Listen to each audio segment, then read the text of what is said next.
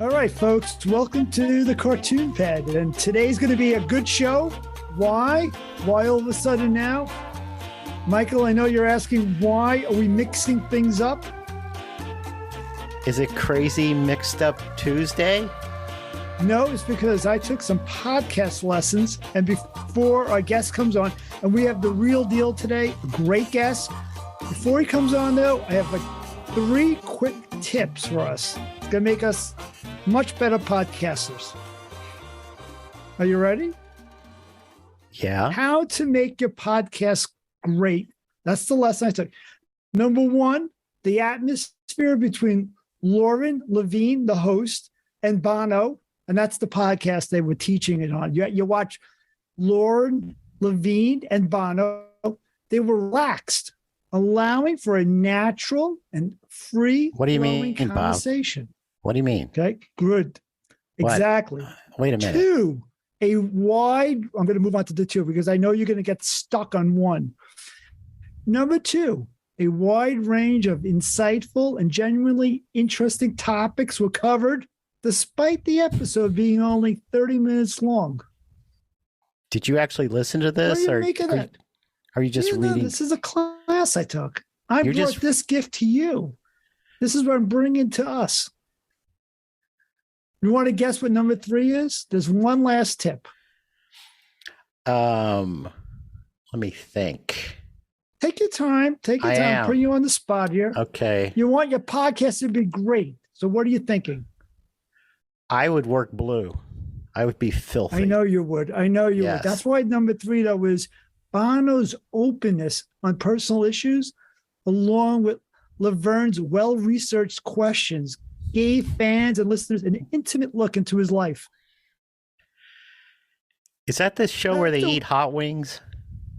See, that's a winning formula. Our producer, would you like to chime into these 3 tips? Do you think that's on the road to success? Yeah, I think if we got more open sexually with Shaw and Bob Eckstein talking in their art studios about no barriers of the cartoon world, like they're going to talk. Okay. They're going to talk about deep ink, and they're going to talk about nibs, and they're going to talk about paperweight and toothiness. I'm into it. So I'm going to add a 4th tip. Gummy eraser versus non-gummy eraser. These are the issues of the cartoonist that we want to hear about. No, this is exactly the complaints I got from our listeners. People did complain that this is where we veered away, and they asked me not to have this. So we'll cut that part. But I think that we're going to have a great show. We have a great guest. I'm not going to spoil it until he's ready to come on before we do the intro. Hold on, I want to know. Wait, listeners said they wanted less. They wanted less talk from you guys. No, we got complaints that there was a little bit too much sexy talk on the podcast. Sexy talk. Complaints. What sexy talk was on the podcast? Oh, I said Never. push. I said pushy. No, I said no. I got pushy. We're going to let that be. We're going to move on. See, that's the new podcast. We move on. We're not looking back at the mistakes. We're looking forward. So anyway, I do want to do some house cleaning here. We have a lot of guests coming up. It's October, Halloween. Michael, it's Halloween. I know you don't see these things coming. It is autumn. We have on Ed McCluskey. He's going to come on in a future podcast. He is the guy who made a documentary on the actor Boris Karloff, and he played Frankenstein, and he's everything about Frankenstein. Everything is Frankenstein. He collects Frankenstein cartoons, and he also is the guy who hosts each year the Charles Addams Festival in New Jersey. So he's like an expert on Charles Addams. And then later in the month, we also have the director of Charles Addams' estate, and he's going to come on and talk about everyone's favorite cartoonist, present company not included. So you're doing 2 separate episodes with non-cartoonists about the Charles Addams stuff? Well, they're both experts in cartoons. They're both collectors of cartoons. But then we do have a cartoonist coming up too. Drew Denovich is going to be coming on, who I've always been a little scared of. Scared, really? Spooky episode. A little bit. I've always been a little. He's a tall guy, handsome guy, and maybe this is where I'll break the ice with him, and we'll do a little bonding. It'll be very nice. You think he's gonna stab you with his pencil? Yes. No, he draws with weapons. Doesn't he use a chisel and a mallet? Yeah, he does. No, Michael, he does do that wood cutting thing. Yeah, that wood cutting thing. The wood cuts. And that's one of the biggest cuts I've ever gotten on my hand was using an old school. My grandfather was like a wood carver, and my dad did wood carving, and he gave me his wood carving stuff. And I opened it up, and I promptly cut myself the deepest I had ever cut myself with when you're doing the wood carving, and it's like the like curved blade, and you're like scooping out the wood, and it's like those long scoopy pulled a whole chunk of my finger out. Always away from you, Marty. I did away from it, but I had my finger in front of it. I awayed it, and then I awayed a big chunk of flesh. Just stick to ice cream. Trust me. I love ice cream. Did you wear protective goggles? I probably didn't do anything right. The very first time I got any sort of object that was a dangerous object was a Boy Scout knife. One of those multi-tool knives, one of those Swiss Army knives. And I was so excited. I think I was maybe a Cub Scout or a Webelow, which is underneath so he's maybe like middle school, or maybe he's 5th or 6th grade. And the first thing I did was open the Swiss Army knife up and play with, and I popped out the knife and I popped it back in, and I felt like it kind of hit my thumb, and I was like, "Oh, did I hit my thumb?" And then I looked down and looked fine for a second, and then it started bleeding like a lot because I had cut it so deeply and so quickly with such a sharp knife that at first it didn't show anything, and then it was just like, I was like, "Oh." Just in time for Halloween. Yeah. Did you hear that? Did you hear that? That's the sound of us losing listeners, Marty. Okay, we're going to move on. People like to learn about your life. Safety is always a welcome topic. Okay, we do have some fan mail from Michael. We got some fan mail, so as we're waiting for our guest, Michael, this came in today. This just came in. Love the episode with Mick Stevens. I flipped through his work almost every morning. It would certainly put him on my non-deceased version of Mount Rushmore. Michael, who is on your gag cartoon Mount Rushmore? Well, Bob, all my favorite cartoonists are dead because it just makes life. Yeah. And except for you, Bob. I think you're still alive. So I would place Gluyas Williams, Peter Arno, Helen Hawkinson, and you, Bob, but only after you're dead.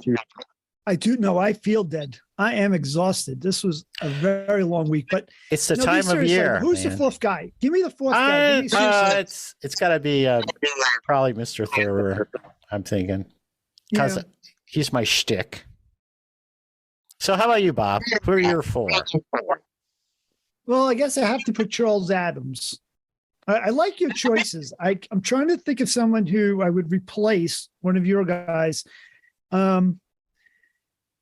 What's the guy who did the shoe cartoon with he reaches for the gun instead? Oh, that's Chon Day. Did he do a lot of cartoons in New York, he did like 9 million. No, he did like thousands. I love Price, but Price didn't do his own gags. Well, I don't think Adams did his own gag. A lot of these cartoonists did not do their own gags. That was a later development, Bob. But James, what caused that? What caused that trend for it being a separate writer and artist, and then was it more in vogue to then the artist has started being a comedy writer, and then, or was it financial? They're just like, I can make a lot more money if I just did both. I think it was the way the New Yorker was structured in the early years, because I think they had like a staff of writers, and then they would hand gags off to the cartoonist they thought could draw it. And it really was Thurber who sort of, since he couldn't draw, but he was a funny guy, he just drew them himself, and that sort of broke the barrier. Mm-hmm. Michael, when he did that, was there a backlash to his style? Because it was probably very, extremely, shocking to have someone draw all of a sudden that way. Oh yeah, no, then we get letters like my 6-year-old daughter can draw better than Thurber, and they would, Ross would say, yes, but she hasn't been doing it as long, or some such silliness. Yeah. It's interesting how back then, though, he would become a celebrity. Like, you don't have that now where a New Yorker cartoonist or any cartoonist would have their own TV show, but he had a TV show, right? Well, he was a writer far more than he was actually a cartoonist. And he never had a television show because he was dead by 1964, but there was shows about him. Remember William Wyndham in My World and Welcome to It? A delightful 2-season, I think, series. So that wasn't James Thurber's show? I thought that was his show. No. It was about him. Confused. Oh, see, that's where I got confused. I thought that was him. No. He was dead by then, Bob. And he was on Mount Rushmore of cartoonists. Yeah. What are you guys working on right now while we have some time, like on your batches? Are you back on your schedule for submissions, or are you working on some batches? Are you doing Halloween tunes, or do you do Halloween tunes in like August and then get them in early? Yeah, Halloween is over. You work about 2 months ahead of time, I would say, 2 to 3. I have a list of upcoming, like, New Yorker has topical issues. So usually you might have some luck if you do a little literary cartooning. Yes, Marty. And I'm working on my intro for our guest. So let's bring him on. Oh, he's here. Are you ready to introduce the guest? Yeah, I think we can bring him on first and let him. Let me put my tie on. Okay. And keep him muted so he doesn't reveal yet. Oh my. So our next guest is a friend who is one of the most widely published editorial cartoonists in the world, appearing on CNN, Boston Globe, and many other publications. He is only the second cartoonist to be a Nieman Fellow, a fellowship given by Harvard University, which we will get to in a moment. He is also an award-winning children's book illustrator and a New Yorker cartoonist.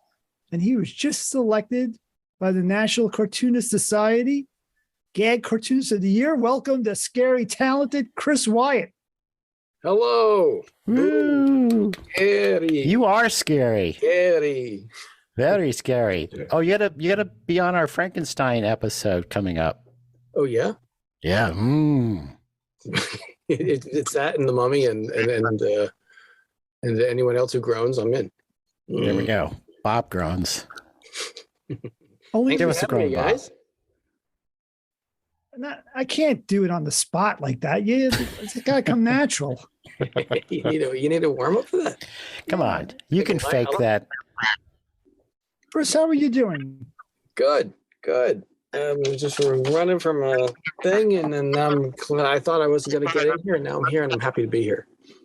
Well, I'm glad you made it. I know you do have a busy schedule. Where are you zooming from? I'm zooming from the great state of New Jersey, northern New Jersey specifically, to add to that argument of northern, central, south, northern. Being a Midwestern, I have no concept of that. So could you explain what the dividing line is? There's, I guess, on social media, I never heard this argument until recently on social media, which is southern. Is it just North and South Jersey, or is there central New Jersey? Now, I actually grew up at one point. We moved to central New Jersey. There is a central New Jersey. I have no idea what they're saying. So they think that just North Jersey, which is the people who do basically, our hub is New York City, and the biggest thing is our accents are more Brooklyn. and we believe in Taylor ham instead of pork roll. South Jersey is those who go Philly accent, and they believe in pork roll. My sister, Central Jersey, they say doesn't exist. My sister-in-law is from Hoboken, right? And she says "dwa." Go see if the fuck is in the dwa. Is that a thing? A dwa? I don't even know what is she trying to say? A dwa, a kitchen dwa. Oh, in the drawer.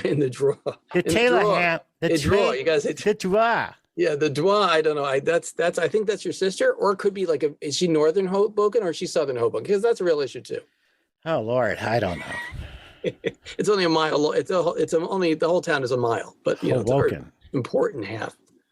There we go.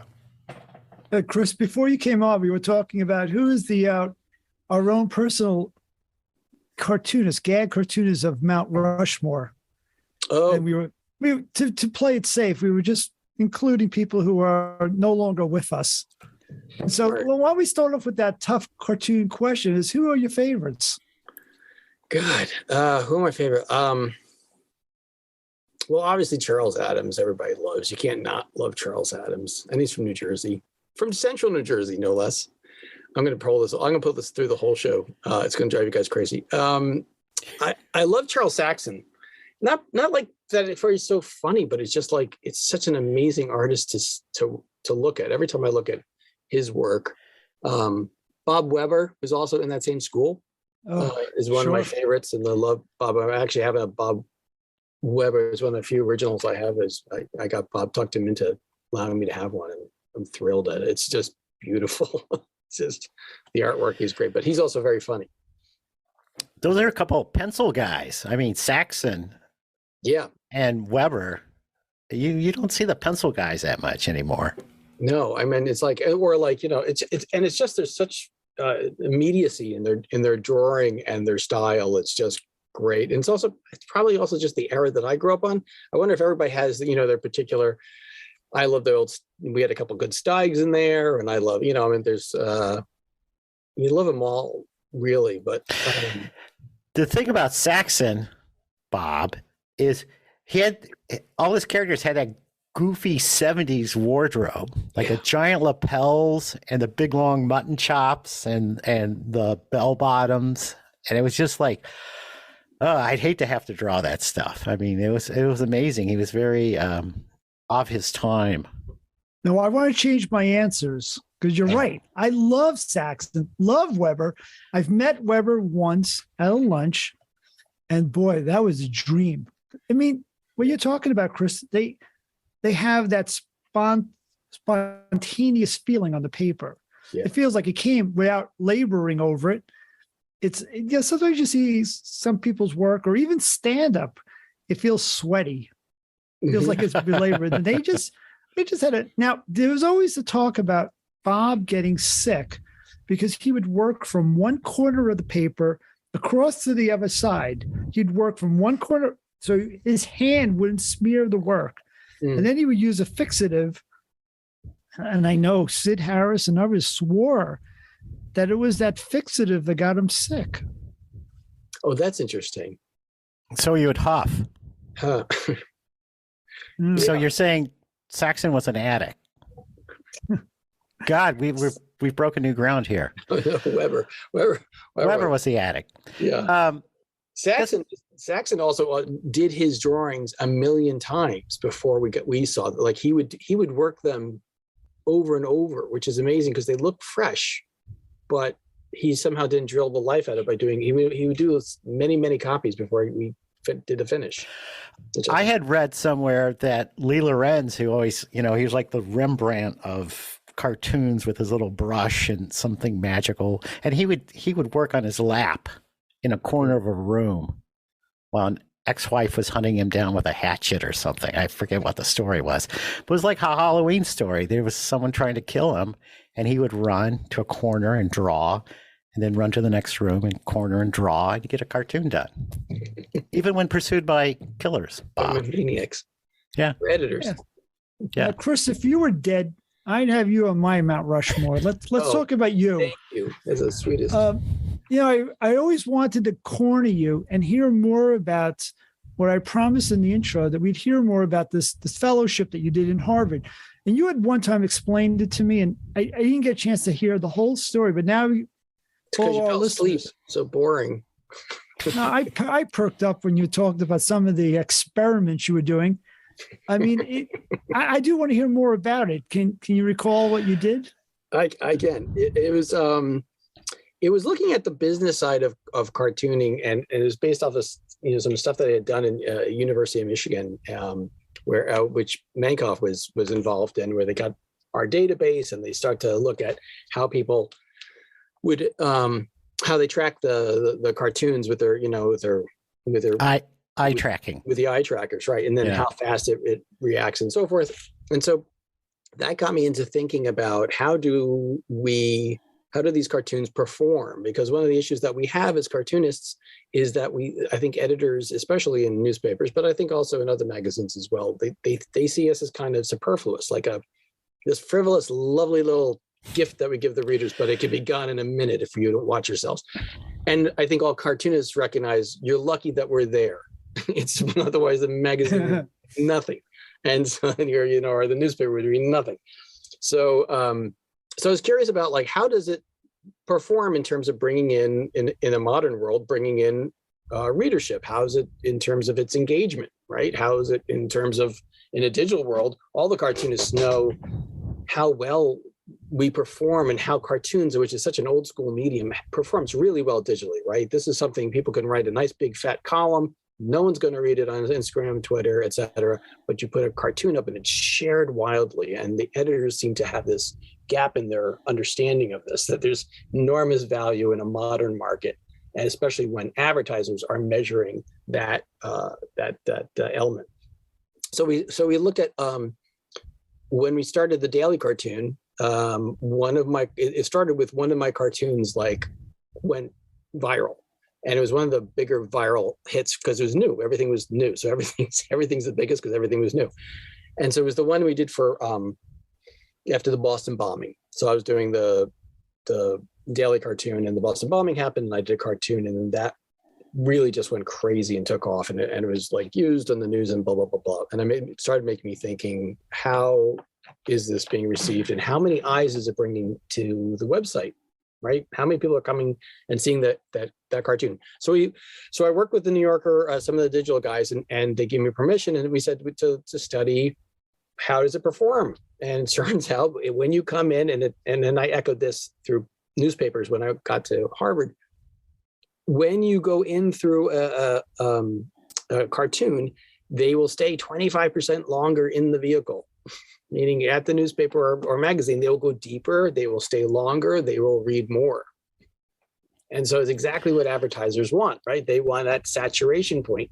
And I think especially with, it was a greater pull for things that had a topical nature. So things that would be political in nature or have some sort of topicality to them.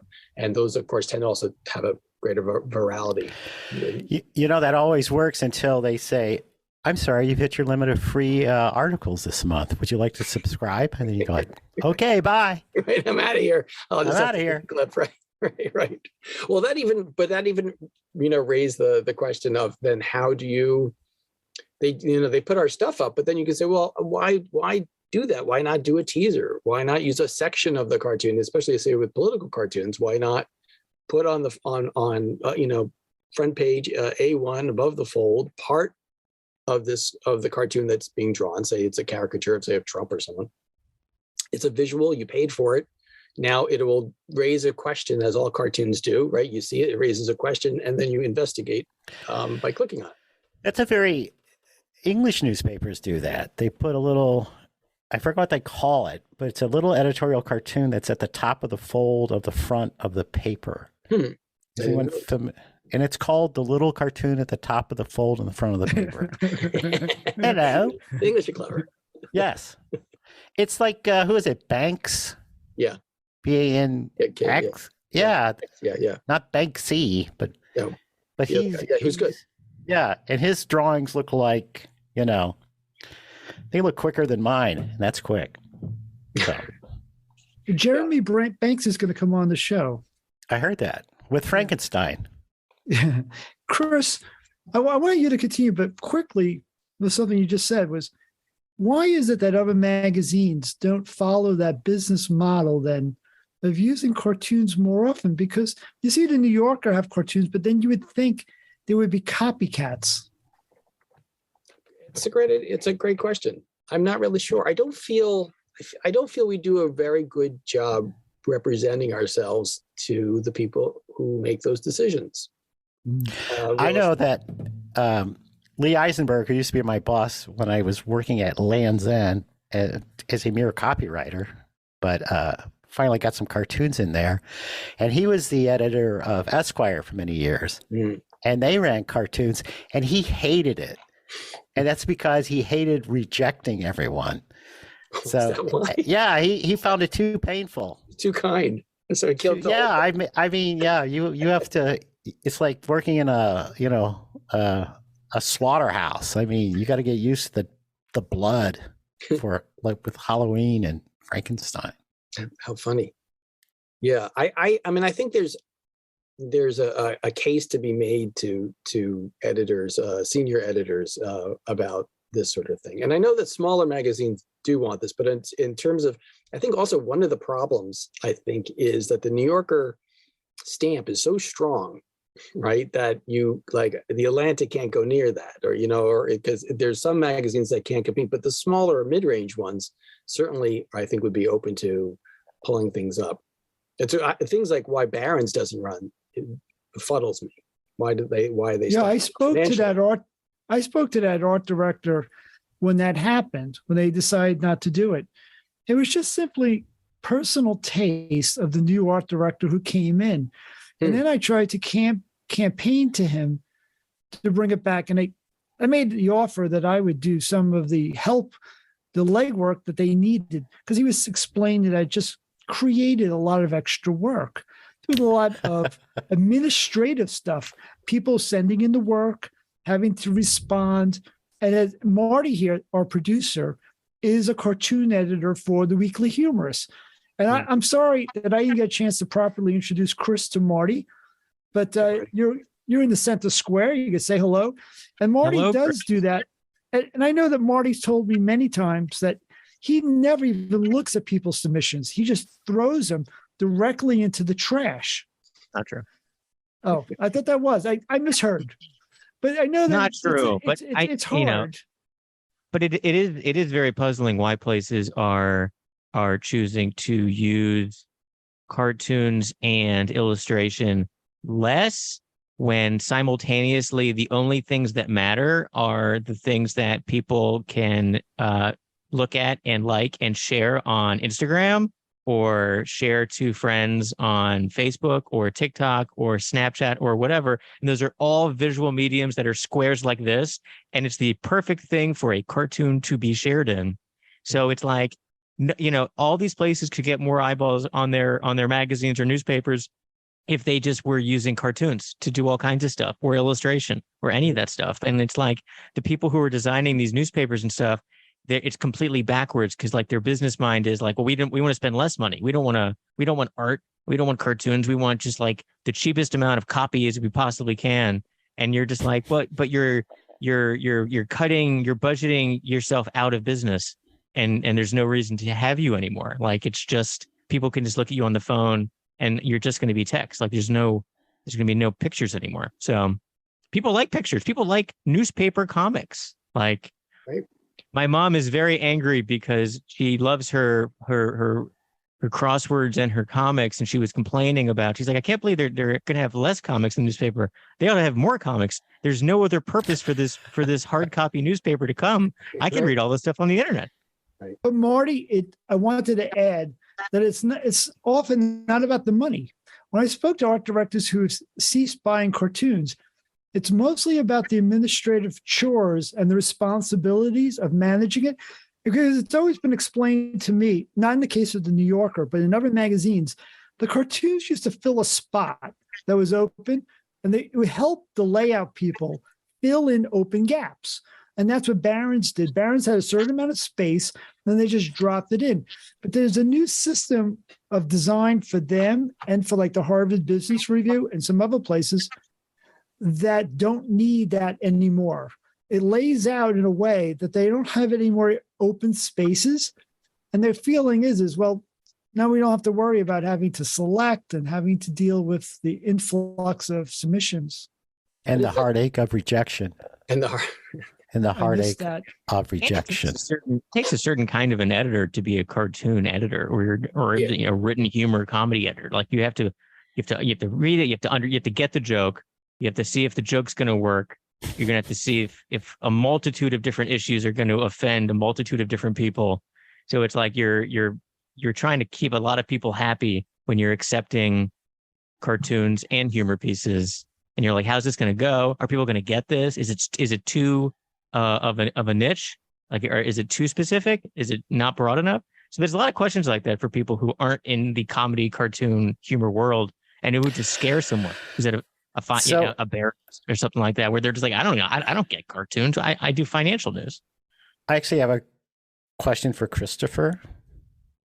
So is it hard to take off the editorial hat and put on the kids illustration hat and then put on the New Yorker hat? I mean, you have a range of style for each of them. So right. Well, I have a slight schizophrenia, so that helps. It's actually a nice, it keeps me sane to be able to toggle back, between things, because it's, you don't take any of them too seriously, and then you know how it's, and when you're when you're trying to do something and then you just hit the wall, so then you just jump over to something completely different. You can just have a breakthrough.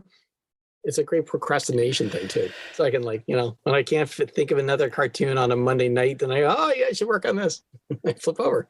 Or it's with editorial cartoons, you've got to, your spleen has to be properly filled so you can vent it. It takes a little, you have to have a little fire in the guts to get those things going.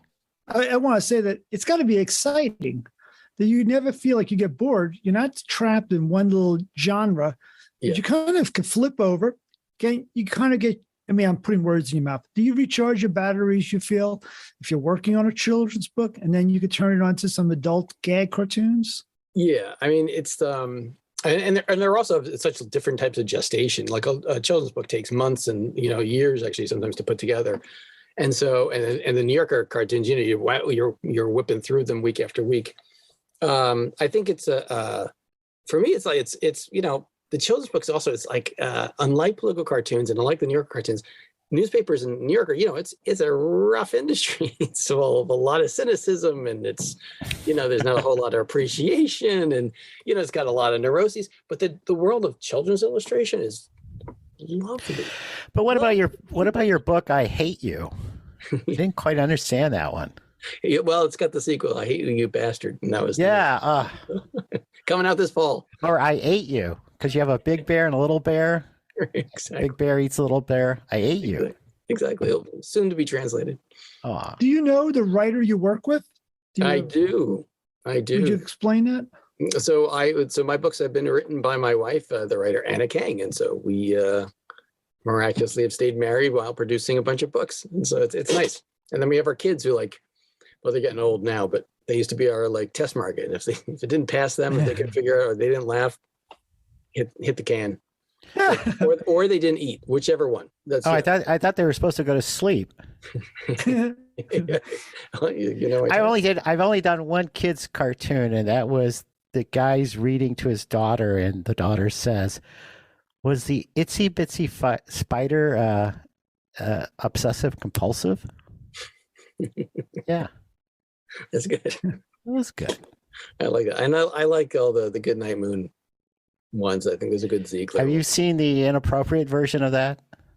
From the book? Oh, the book. No. Oh, yes, I have. Yes, okay. I have. We can't. Yes. Bob says I can't work blue anymore, so I can't discuss it. Oh, but glad you told me.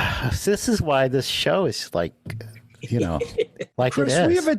We have a director's cut that goes on after this. All the extras. And just Michael just drunk and just spewing all this profanity. It's embarrassing. Thanks for the reminder. Yeah. Me and Michael are drunk close. Cartoonists. Yeah, we're very close. I'm his sponsor. Yes. But Chris, congratulations on the Rubens. Do you want to share with us any experiences with that big victory? I was just surprised. It was a lovely thing to get or to hear about. I had no idea. And then I was being asked, I was on a book deadline, so I couldn't go to Kansas City. And they're like, oh, you kind of come out. And I didn't think I had a shot in hell. We had great competitors I was nominated with also of the New Yorker, Emily Flake and Amy Wong. And so I didn't think I was going to win. And now I don't think I can make it. 2 other people. There's 3 people running, and you didn't feel you had any chance at all? Surprisingly, the math, I thought I had less than a third of a chance, which is really, really sad. They did narrow it down to 3, Chris. Just saying. Yeah, my math wasn't great. I thought Bill Keane was going to win again because I just can't get enough Family Circus. Hey, every day. I don't know one. I think I don't know was the one who pulled it out. Oh, is it Bill Keane reference? Okay, you got to explain that one. I can't believe I made an obscure reference and you out obscured me. Yeah, because that's good humor where no one gets it. Another cartoon pad first. What did Barfy do this time? Exactly. I never get tired of those maps and those footprints. Bring them on each time every week. Well, I don't know was the character when he did, like, Jeffy would do something horrific, and then they were like, I don't know, dude, it was like this little kind of bald ghost version of him was like his id who would go around destroying things and like tell him to push the kid out of the tree. Right, exactly. Yeah. Like, I think Jeffy needs a little help. If you guys want to do a little deep dive of this, you can listen to the Sunday papers with Greg Fitzsimmons. They usually spend an inordinate amount of time breaking down the Family Circus. So you'll want to do that. There's that respect. Yeah. Well, Chris, I was going to mention to Michael something. I was going to wait till you're on the air with us, and that's teaching. You had mentioned to me in an email how much you do enjoy teaching. And will you be doing any teaching? I always explained that I teach every so often, but I'm kind of trying to step back. You said you had an opportunity that you're just I mean, I was cutting down on how much I teach at NYU. Mm-hmm. And the other thing was I was asked to do a book. There's sort of a comedy humor study, a book that comes out for students. And I was asked to kind of take it over. It's a really big project. I didn't feel like I was really the right person for it. But I am trying to step back from teaching. I mean, it's a funny thing I want to share is that I remember when I taught at Pratt and SVA, you would say to students that, look around. If you're lucky, one of us will get published. And it takes all the hard work. But if you do all your hard work, you can make a good living. You can do very well cartooning. And nowadays, you say 1940s? Exactly. And nowadays you would say, look around you. We're all going to get in. It's not going to take a whole lot of hard work, but none of us is going to be able to cobble together a living. It's very hard to make a living. Bob, you weren't offered tenure either. It just didn't work out. So, you didn't publish or perish. You perished. I brought I have to make a little point here. I actually brought my master's degree. There you go. University of Missouri, Columbia School of Journalism. Very nice. Where talk about failure wrapped in an enigma. Anyway, I did a master's thesis on the Q methodological study of cartoonist attitudes toward each other. Oh. And the field of cartooning, which came down to the fact that there was just a tiny sliver that were immensely successful. Mm-hmm. And then there was the rest of us who hated them for that. And then there's readership who didn't care. Who didn't care either way. And I mean, editors who cared less. Just as long as Andy Cap showed up every day, they were fine. Michael, I got to remind you that we're on a podcast. Yes. I don't know if listeners don't know that you held up your diploma. I don't care. How many? I just wanted to show it to Christopher. I show it every time. It was also a gag-sized diploma. It was about 40 feet wide, and just for the listeners to understand. It's like a golf tournament check. Here's a cartoon I was working on, and it's the 100. It's the 100 commandments, right? So, can God create more commandments than Moses can lift? Or 1,000 commandments? Are you effing kidding me? That's all I got. So that's what's on my drawing table. Chris, he's had that diploma next to him for 60 episodes, waiting for this moment. Coming back in frame. It's back in frame. Close up. Oh, yeah, so that's nice. There you go. Nice. That's got the fancy script and everything. Was your was there a publication at the end of your Neiman Fellowship? I mean, is there something that we could see? No. I mean, what ended up happening was it's kind of like, so when you're there, they have a whole program with all these other journalists, visual journalists, and mostly written journalists. And then you have a program there, and then you also are allowed to take, and this is the best part, one of the best parts, is then you're also allowed to take courses at any of the schools, any of the grad schools, you basically, and then any of the schools in the area, MIT, it was phenomenal, especially as a grown up to go back and be able to have that and just satisfy your curiosity. And it was super cool. But you didn't have to finish you have a proposed project. You don't have to finish that. You don't even have to follow that up if you don't want to. And wow, what a deal. Was there an honorarium? There was. And how much was it exactly? Was it? You don't have to answer, Chris. Was it? It's public. It was around 85,000. Wow. Bob, what the hell have we been doing? Yeah, this is not right. Chris, so when's the next fellowship, and do you need assistance? Exactly. So I took that fellowship. And you didn't have to publish anything, or? Yeah, see, I had the same question. I was thinking, where the findings, did you show them to people who could help, raise the awareness for cartoons? So basically, by the time the semester ended, or both, the year ended for me, I needed to then launch into really getting more papers. I only had a few papers under my belt, and everybody wants it to be anonymous, and understandably because of sharing readership information and so forth.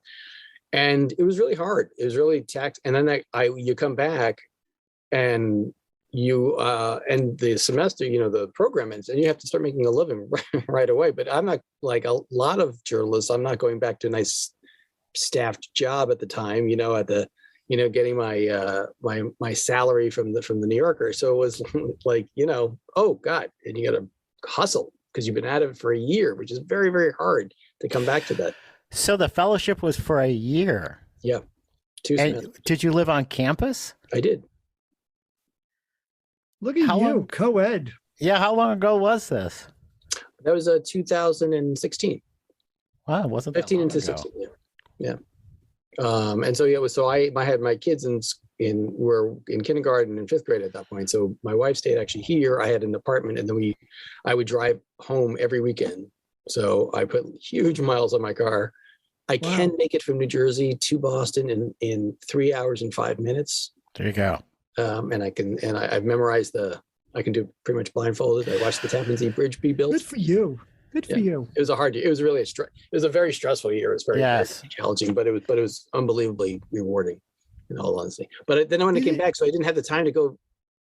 I tried to, but I need a grant to pay for my time while I try to wrestle with newspapers and convince, newspapers, they're not great, and magazines are not great about giving up information. They just don't want to give you anybody, can I borrow your tech guy and have him do this huge project? Well, nobody wants to do it. Yeah. And then the data are, once you start getting into statistical analysis and it's just like humor. If you start studying it, it's like the most unfunny thing on earth. Right. So I'm glad you did it that way. Guilty. Just all anecdotal. Well, Chris, did your style change at all? Did you learn something in regards to your own work? I learned nothing. Change the way you see it? No, I mean from going to the Neiman? Yeah. No, because actually during that year I didn't do a whole lot of drawing, ironically, right? Because I was doing all kind of academic stuff, and I was and doing stuff as a studying in terms of journalism and what we do, but I wasn't.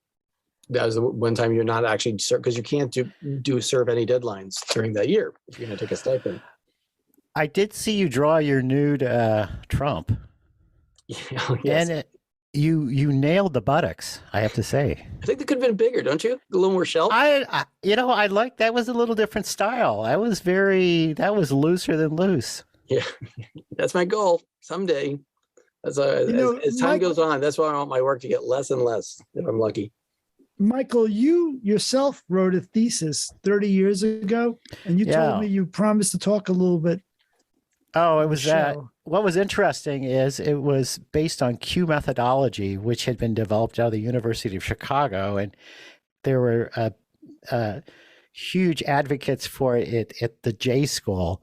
And I went into the J School as a advertising major in copywriting, writing a thesis on cartooning.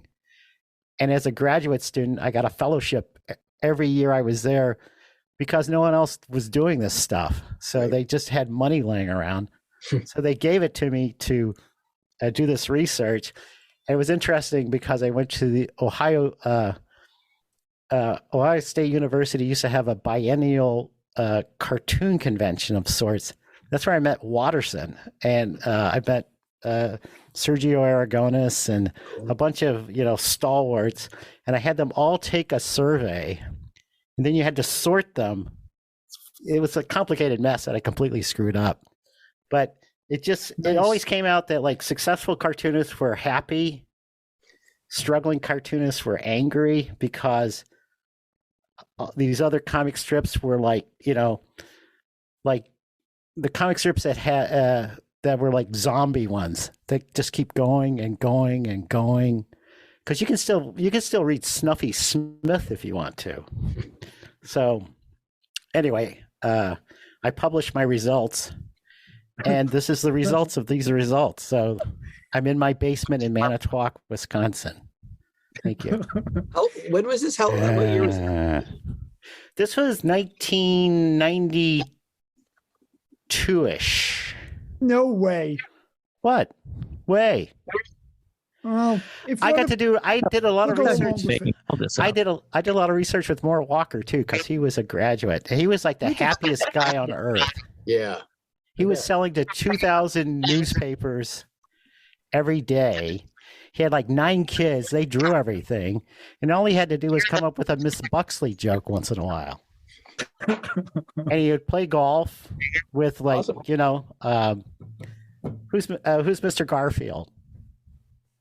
Jim Davis. Jim Davis. All those guys who were playing golf. They're making $55 million a year, and life was good. And here's like all these struggling cartoonists are trying to get their, like the Pat Burns in the world, trying to get Monkey House syndicated, and no one's interested because they can throw Beetle Bailey up there every week and people are happy. Well, they just cut Dilbert. I know. Yeah. From newspapers. Dilbert, for God's sakes. If Dilbert's not safe, Rex Morgan MD or whatever, the Lockhorns. I love Rex Morgan, and Bob drew the Lockhorns for 20 years, and no one tells no one because he's too ashamed of the fact. Bob didn't draw the Lockhorns. He did. Bob wrote the jokes about them hating each other as a couple.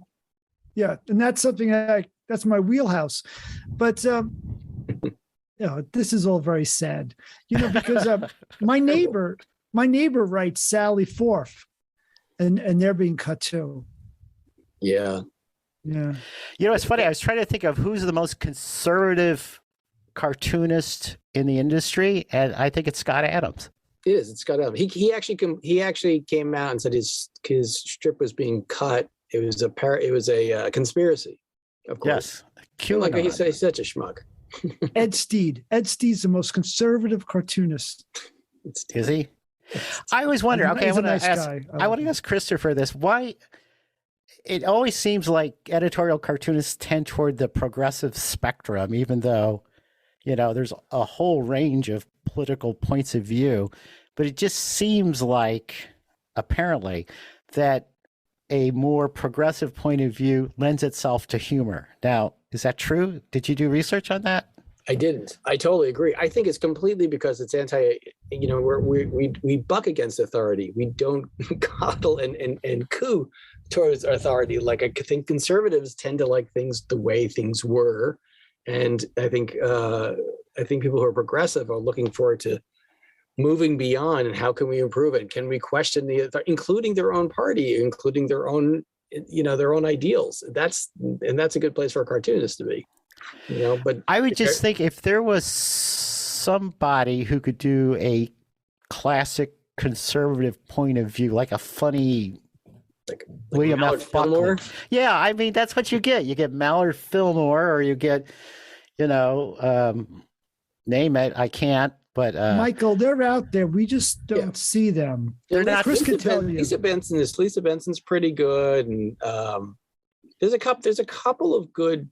The problem with conservative leaning cartoonists is that they will not take their own people to task. Right. That's critically. You don't see that with I think progressive. Progressive will go after Biden or Obama. I have literally thousands of Obama cartoons. That's my job. Yeah, I've never quite got that. I grew up in the era where editorial cartoons were not funny. I mean, it was like Bill Maudlin. Well, that's before me, but Herblock. When you were in the war, Second World War. Nothing's before you. Before the war. No, I get my St. Louis Post-Dispatch, and it would be a serious drawing with a grease pencil of the H-bomb, a communist bear and Uncle Sam going at it every time, or a steamrolling something. Right, but not funny. A lot of labels, a lot of banners and labels, lots of labels, things, and things had less personality. They were more illustrative, but those were more illustrative cartoons to basically tell people that didn't know how to read what was going on.